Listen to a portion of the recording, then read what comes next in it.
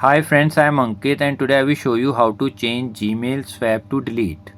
Friends, if you want to customize swap on Gmail option from archive to delete, then you simply need to press on the three lines. Now here press on settings. Now in settings, press on general settings. Now here you will find the option swap action. Press on it. Now here you need to press on change. Now here by default archive is selected. So here press on delete.